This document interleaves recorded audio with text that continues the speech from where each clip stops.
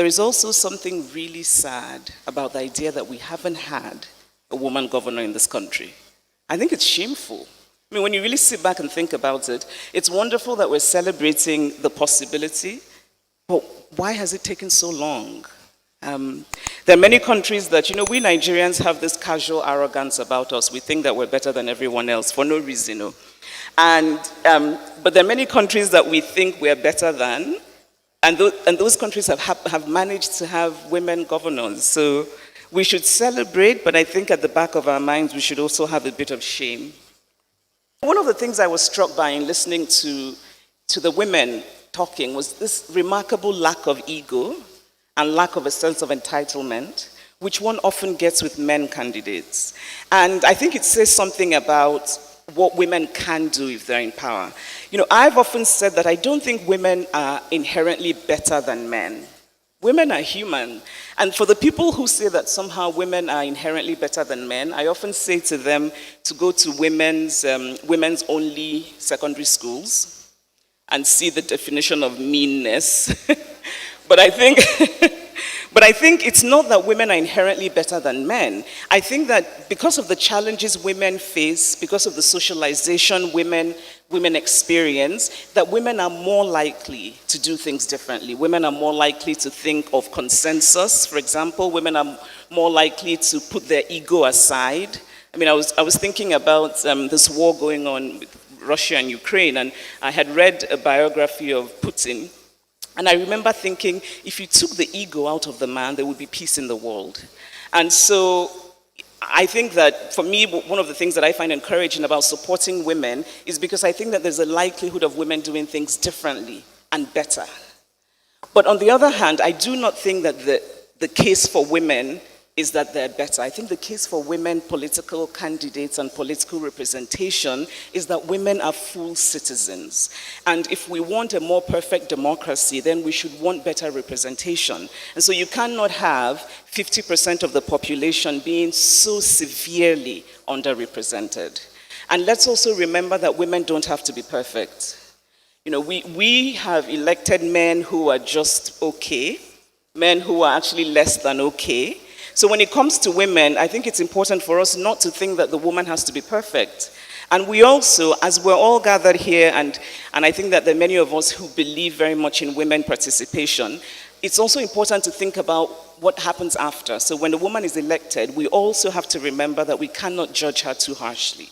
I think very often women are held to much higher standards, and so when they fail in ways that human beings fail, it's often made to seem as though it's catastrophic. I mean, I remember, I think her name was Patricia Ete, and the story was that she had, stolen money and done something sort of, fraudulent. And I remember how the coverage was so, it was so frenzied. It was so, how can a woman and a mother? And I remember thinking, but she's done what many, many men in the House of Reps do. But why is the judgment so different? Because in some ways we expect women to be angels rather than accepting that women are human. So I think as we support women, as we talk about including them, let's also think about the other ways that we think about women and how we judge women.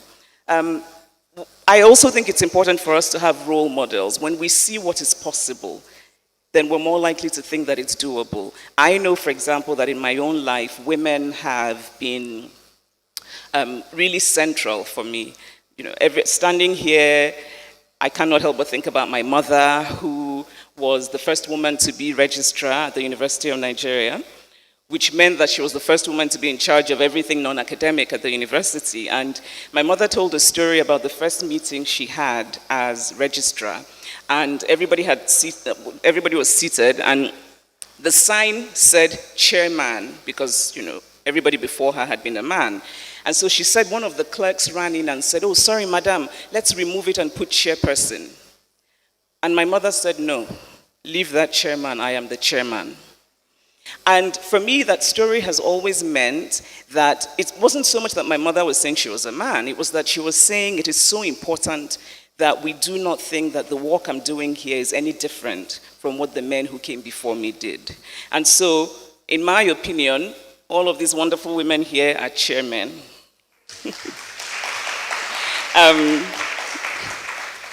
So I think maybe the last thing I'll say is that when I came in here, I was happy to be here, but I felt a profound sense of disappointment. And that's because there are no men in this room. There are like 2, 3. This one is my brother, so he doesn't really count. This one is Sis A's husband, so, doesn't also count. They're just here to support us. The Oyibo man, I'm sure, is also someone's husband. Oh, family member. But there are no men. We need men. There are no men. You cannot change a system that is dominated by a group, one particular group, without some sort of collaboration or participation of the members of that group. We need men. So I guess my question is, how do we find these men to get them involved? I do want to say, Hawa, when you were speaking, Chinako, who is a man, by all accounts, was in tears. He was actually crying. And so I thought, if she can get a man to cry, she can get him to write a very big check. So that's possibly one thing that you should think about. Get them to cry so they can write you big checks. No, but really, we need men. We need men. And I think even when we advocate for the inclusion of women, I think it's so important that we find ways to widen the people that we're targeting, because men have the deep pockets. It's still very much a male-centered world. We need men. We need the good men. Right? There are a few of them here, but we need men. I want to say thank you to Elect Her and 100 Women. People, thank you.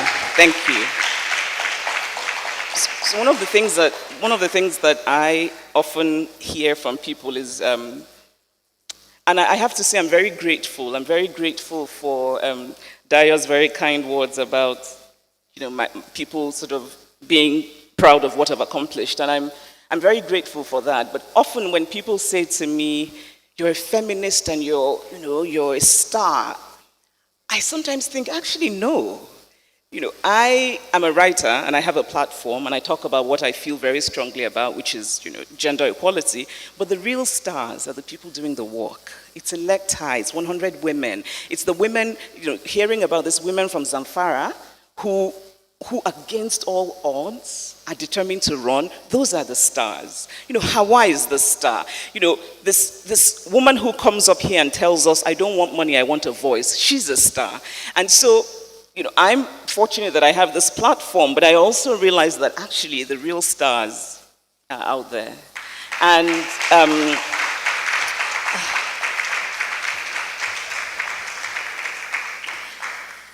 so here I'm hoping for more godfathers and godmothers, because clearly our political system is one in which one often does need godparents. So maybe godparents instead of just godfathers. But Hawa, thank you for what you said about, actually for me it's going to be one of the best compliments I've received, where you said, I have never met anybody as Nigerian as Chimamanda. Thank you. I'll take that as a compliment. I should also say, I think it's important to say that I live half my life in the US, but actually the other half here in Lagos. So I have a home, I have staff, I have to buy diesel for my generator. So, I'm actually home quite often, but just that I hide when I'm home. But this idea of being Nigerian is so important to me. I believe in Nigeria. I believe in this project that is Nigeria. I think that we can disagree and we can argue about what form this country should be. And I can tell you, for example, that I believe it should be a real federation, but I believe fundamentally in this project. We've been brought together. The British did not ask us when they brought us together, but we've been brought together. And I think that there is a Nigerianness that I think cuts across culture, cuts across geography, and I believe in that project. And I think it's one of the reasons I'm really happy to be here, to see that there are women who are working towards making that project better. And I just have to say that I think if women are in real positions of power in this country, insecurity would reduce. I really believe that. I really believe that. And so finally, I think maybe what might be wonderful for us to all kind of leave here thinking about is, on a sad note, what we have lost by excluding women, by not supporting women, but also on a happy note, what we can gain if we actually actively stand for women. And so there are people who have said, oh, you can't vote for a woman just because she's a woman. You can. You can. There are many people who vote for men because they are men. Actually, the history, I think, of political participation has been that. It has been a quota for men. And so, yes, you can in fact vote for a woman because she's a woman. And fortunately for us, the women here are not just women, they're also really competent people with a vision and a plan. And that is so inspiring. And so, on that note, we're here to fundraise.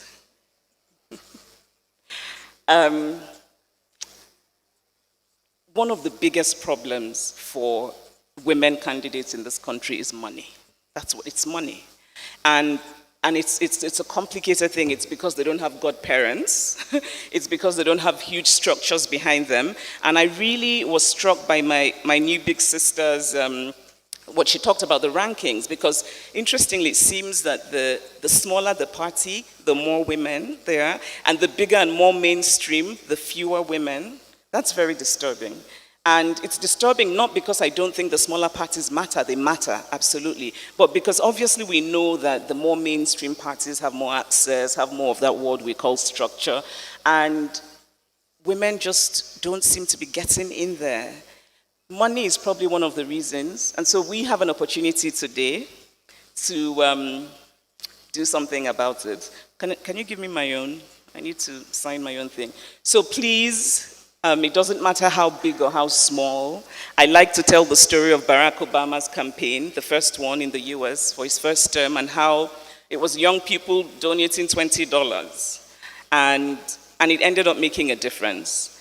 And so I urge you, please, give what you can, and, I don't have a pen, and also tell your uncles and brothers and sisters and aunties to also, because you can send in donations, it doesn't all have to be done here, but it's also important for us to do it quickly. There's no time. We need to do it quickly. There is no time. We really don't have any time. So please. So I like to lead by example, so I'm also going to fill mine out now. I think it's important also just to think about how by doing this we can actually make a difference. We can actually make a difference. This might mean, for example, that one of these women candidates will get to do something that she might not have done. And for me, that's really powerful to think that you can make a difference by making a donation. Let's support them. Let's not just talk the talk, let's also gloriously walk the walk. Thank you. I'm a king, yes, I'm a king, I think I'm a king,